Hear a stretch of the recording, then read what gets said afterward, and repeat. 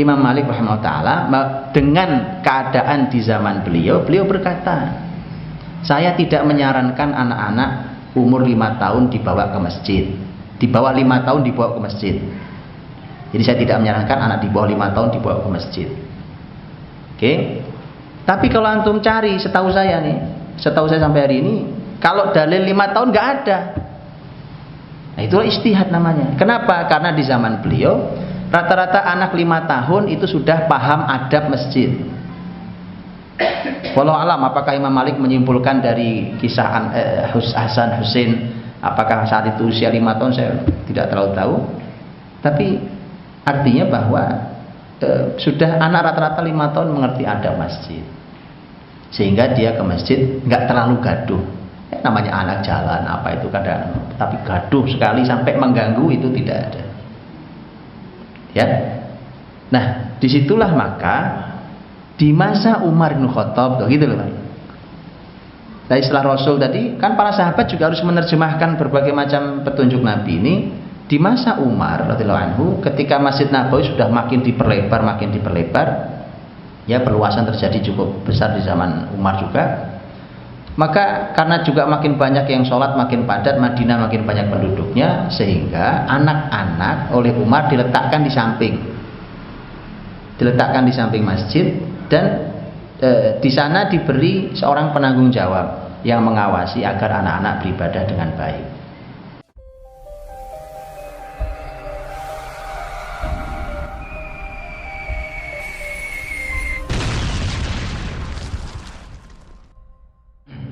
Ini bagus sekali pertanyaannya. Nah, ini juga teman-teman ya, sama persis temanya yang tadi berusaha saya jelaskan.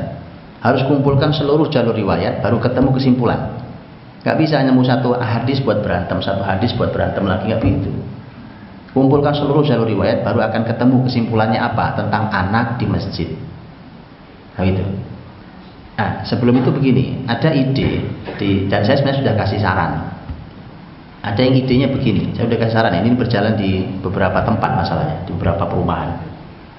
Karena anak-anak berisik, kadang-kadang, ya, akhirnya mereka dibuatkan tarawih di sebuah rumah, supaya tidak berisik ganggu orang tua di masjid. Di sisi bahwa menjauhkan mereka supaya tidak mengganggu orang tua yang sedang beribadah itu benar, karena memang masjid ini kalau kata Nabi memang bukan pasar. Ini bukan pasar kata Nabi, ya kan? Orang pasar ya terserah, mau lari-larian, mau teriak-teriak, mau apa itu pasar. Tapi ini bukan pasar kata Nabi. Tapi saya sudah kasih saran, mbok ya jangan dari tahun ke tahun anak dipisahkan dari masjid. Anak kita ini kan targetnya harus ke masjid, yang laki-laki apalagi. Maka buatkan program bertahap. Ada lulusnya dari rumah itu. Masa nggak lulus-lulus? Akhirnya dibuatkan oleh sebagian itu malah kan yang dibuat 2 rumah. Ini untuk yang kecil-kecil, untuk yang remaja. Saya sudah wanti-wanti, ini kesalahan serius, ini kesalahan fatal. Kok remaja antum kumpulin jadi satu di dalam satu rumah taraweh? Saya bilang, ini bagaimana sih masjid? Saya bilang, nggak percaya. Begitu nggak percaya, subhanallah, saya bilang, masa saya harus, akhirnya saya sampai keliling, masa saya harus ambilkan gambar bahwa mereka sebenarnya cuma bercanda dan ngobrol di rumah itu, apalagi laki perempuan di tempat itu cuma kongko bareng-bareng, dia dosa bareng-bareng loh kita ini. Ramadan bikin dosa, saya bilang. Kenapa? Karena kesalahan pahaman itu kita salah di sini. Kemudian anak remaja itu sudah pada balik loh. Kalau balik itu tempatnya di masjid, bukan di rumah. Oke. Maka bagaimana? Lihat teman-teman. Di dalam pembahasan, kalau kita lihat hadis Nabi SAW, ternyata Nabi SAW dengan cucu-cucunya ya akrab di masjid, ya akrab di masjid. Ya sekali waktu anak-anak cucu Nabi pernah pipis di perut Nabi, ya kan? Itu tentu dulu masjidnya bukan karpetan begini, ya kan? Masjidnya pakai lantainya kerikil, hasbah, dan ada pipis apa ini dibersihkan, disiram segala macam. Sebenarnya sama aja, saya bilang juga sama aja, karena karpet begitu kena tinggal dikelupas saja ya, dicuci lagi, nanti dicuci balikin lagi. Sebenarnya harusnya memang dibuat sesederhana itu karena itu pernah kejadian. pada batas yang masih wajar, anak-anak selama tidak gaduh sekali, pada batas yang masih wajar, kadang namanya anak masih jalan, kadang apa, itu normal. Karena Rasul pernah sholat Jumat, Hasan Husain lagi pakai baju warna merah belang-belang gitu, itu jalan di antara soft gitu, jalan. Nabi lagi khutbah loh itu, Pak. Khutbah Jumat, jalan gitu. Namanya bocah. Ya, karena Hasan itu yang tua, Husain beda setahun kurang lebih. Hasan itu waktu Rasul wafat, umurnya aja baru 7 tahun, itu Rasul sudah wafat. Berarti kan masih kecil. Jalan gitu, jalan. Sampai akhirnya Nabi turun dari mimbar, Nabi gendong, Nabi bawa khutbah. Gitu, dan seterusnya. Indah sekali gitu loh, Masya Allah ya kan? Sahabat lagi sholat, tiba-tiba Nabi punggungnya dinaiki sama cucunya. Lagi ngimami sampai sahabat ada yang ini Nabi sujud lama sekali, takut terjadi apa-apa dengan Nabi. Nabi mengatakan tidak. Tadi ya cucuku lagi naik ke sini, ke punggung sini. Ya kan, saya tidak mau mengganggu hajat dia. Coba ya kan, pendidikan luar biasa itu. Padahal Nabi ngimami loh, kalau sholat sendiri sih terserah lah ya. Kalau kita mesti udah geger, Pak. Oh ini gimana Pak Imam nih, masa nggak ngerti? Subhanallah, belajar fikih yang benar. Semangat tuh nggak cukup, harus ada ilmunya itu begini. Itu Nabi loh, Nabi kita nyontohkan. Oke, setelah itu kemudian pakai hadis Nabi yang lain tadi yang saya sampaikan diantaranya. Tidak boleh juga orang yang ibadah terganggu, bising luar biasa, anak gaduh di sini, tidak boleh juga. Karena itu dilarang juga untuk mengganggu ibadah. Akhirnya lihatlah, melihat riwayat yang seperti itu, muncullah ijtihad. Ini namanya ijtihad ulama, gitu ya. Imam Malik rahimahullah taala, ya, Imam Malik rahimahullah taala dengan keadaan di zaman beliau berkata, saya tidak menyarankan anak-anak umur 5 tahun dibawa ke masjid. Di bawah 5 tahun dibawa ke masjid. Jadi saya tidak menyarankan anak di bawah 5 tahun dibawa ke masjid. Oke. Tapi kalau antum cari, setahu saya sampai hari ini, kalau dalil 5 tahun nggak ada. Nah, itulah ijtihad namanya. Kenapa? Karena di zaman beliau rata-rata anak 5 tahun itu sudah paham adab masjid. Walau alam, apakah Imam Malik menyimpulkan dari kisah Hasan Husain, apakah saat itu usia 5 tahun, saya tidak terlalu tahu. Tapi artinya bahwa sudah anak rata-rata 5 tahun mengerti adab masjid, sehingga dia ke masjid nggak terlalu gaduh. Namanya anak jalan apa itu kadang, tapi gaduh sekali sampai mengganggu itu tidak ada. Ya, nah disitulah maka di masa Umar bin Khattab, gitu loh.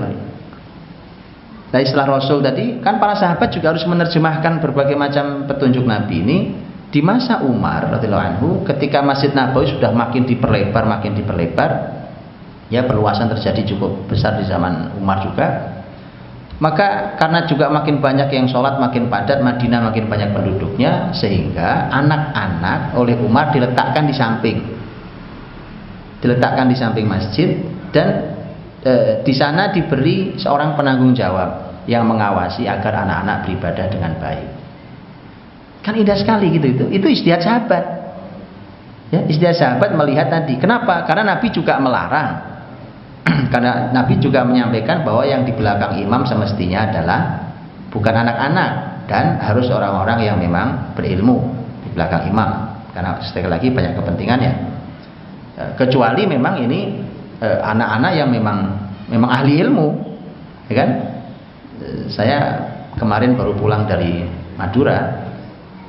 Saya sholat subuh diimami oleh anak SMP kelas 3. Suaranya enak, tajwidnya bagus, dan setelah saya tanya ternyata memang sudah hafal 30 juz. Itu benar. Begitu ya. Itu anak tapi Masya Allah. Nah, jadi disitulah maka Umar memberikan ruang supaya anak-anak tidak terjauhkan dari masjid, tetap dia di masjid. Tapi kalau namanya sudah balik, itu ya di sini sama kita. Bahwa kemudian anak itu kok masih bercanda, itu salah bapak ibunya. Loh kok anak sudah balik nggak ngerti sholat? Yang benar itu bapak ibunya tanggung jawab di hadapan Allah. Anak sudah balik, sholat masih injek-injekan kaki, bapak ibunya dosa di hadapan Allah, didiknya salah. Itu Maka harus kerjasama baik antara takmir masjid dengan orang tua. Orang tua punya tanggung jawab mengawasi anaknya. Ya, bukan karena saya lucu Pak. Orang tua tuh ada yang saya lihat di masjid orang tua marah-marah, anak-anak berisik. Padahal yang berisik itu diantaranya anak dia. Beneran, bapaknya asyik sholat di rakaat pertama, wah dia nikmati, habis selesai ngamuk-ngamuk loh. Ya berisik loh bapak, anak anda sendiri sama teman-teman yang berisik. Itu kan aneh, mestinya ini anda bereskan di rumah. Terus kalau anda tahu anak anda kayak begitu, mendingan anda mundur dari soft 1, anda dampingi itu anak sampai jadi sholatnya, gitu. Bukan anda lepas tanggung jawab begitu, terus cuma bisa marah-marah ya kan. Gitu. Jadi harus digabungkan antara anak harus besar tumbuh di dalam rumah Allah seperti para sahabat Nabi, tapi ini adalah rumah Allah yang tidak boleh juga orang sembarangan, ada adabnya.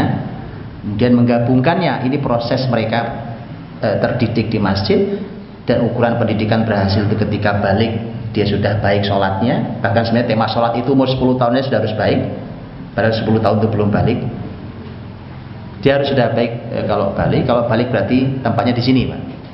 Tapi mohon bapak ibunya memperhatikan betul, kalau anak masih sudah balik kok masih bercanda, itu salah serius dari orang tuanya.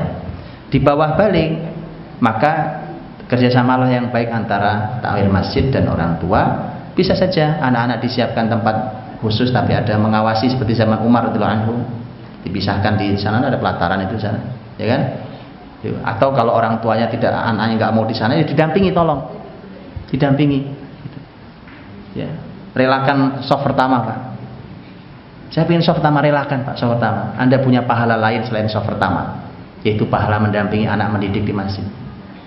Nanti kalau sudah jadi Anda soft pertama lagi nggak apa-apa ya kan, sudah bagus, anaknya Anda tinggal pun nggak, insya Allah nggak bercanda.